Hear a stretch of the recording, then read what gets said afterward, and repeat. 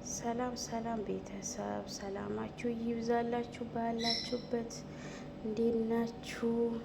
የዛሬ ደግሞ ይዘን የመጣ ነው የኩብዝ መሀላ አሰራር ነው። ኩብዝ መሀላ እንግዲህ ያው ከፈፍ ያለ ብዙ ልጆች ታውቃላችሁ እዚህ ያላችሁት።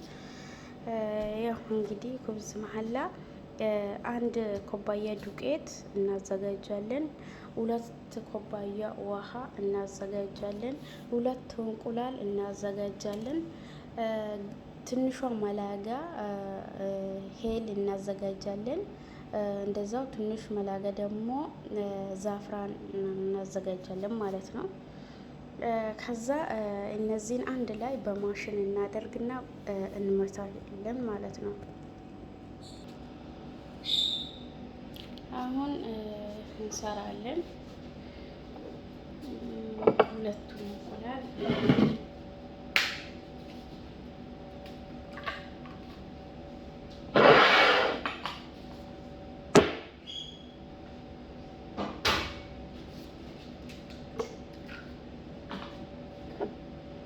ዛፍራን እንጨምራለን። ሄል እናረጋለን።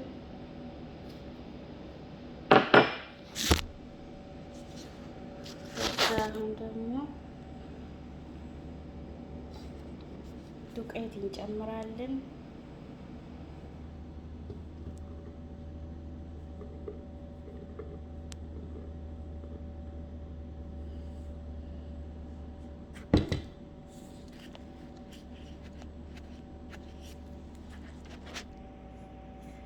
አሁን ውሃችን ጨምረን እንፈጨዋለን ማለት ነው።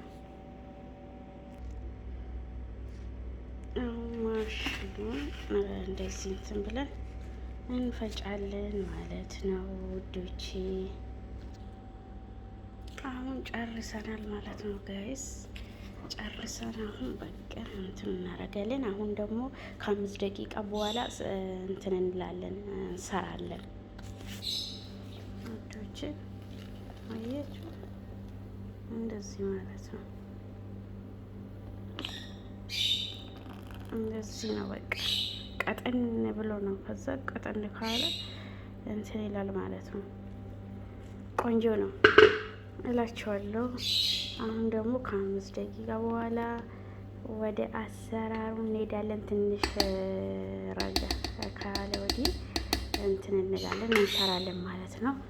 እስከዛ ድረስ ግን እናስቀምጣለን ሸፋፍነን እላችኋለሁ ውዶቼ። ያው አሁን እንድንሰራ ነው። ግን እዚህ ጋር አንድ ነገር የምለው የኔ ቤተሰቦች ስኳር ስለማይበሉት ነው ስኳር ያላረኩት ማለት ነው። የእናንተ ግን ያው የሚበላ ስኳር አለ፣ ከስኳር ጋር ይሰራል። አንድ ሲኒ ስኳር አድርጋችሁ እንትን ትላላችሁ ማለት ነው። አንድ ላይ ትፈጫላችሁ። እኔ አሁን እንደሰራሁት ማለት ነው። እኔ ቤተሰብ ስለማይፈልጉት ነው፣ ለዛ ነው እየረሳሁት ማለት ነው። ቅርታ እላችኋለሁ ውዶቼ። ያው ብዙ ሳይበዛም በሲሱ ይደረጋል ማለት ነው። እዚህ ጋር ደግሞ ቅቤ ነው፣ የነሱ ቅቤ ነው እንግዲህ ልክ ሲሰራ ይቀባል ላይ ማለት ነው። ሲጋገር ጊዜ እላችኋለሁ፣ አሳያችኋለሁ ውዶቼ። ይህን ይመስላል። አሁን ደግሞ ልንሰራ ነው ወደ አሰራር። እንግዲህ እኔ አሁን እዚህ ጋር 2 ጣዋ ነው ያዘጋጀሁት ማለት ነው። እና በሁለቱን ነው የምሰራው። ቤተሰብ ስለሚበዛ ቶሎ ቶሎ ለመጨረስ ነው ያፋጥነኛል። ለዛ ብዬ ነው እላችኋለሁ ውዶቼ። ይሄን ይመስላል ያው ውዶቼ። እንደዚህ ነው የሚሆነው ማለት ነው። እንደዚህ አሁን ደግሞ ቅቤውን እንደዚህ ማለት ነው። ቅቤውን እንትን እንላለን ማለት ነው። ትንሽ በሲሱ እንቀባዋለን እላችኋለሁ። ይሄ እንደዚህ ነው የምሰራ ማለት ነው። እናንተም ስሩ ሞክሩ እላችኋለሁ። በርቱ፣ አይኔ ማበረታቱኝ እላችኋለሁ ውዶቼ።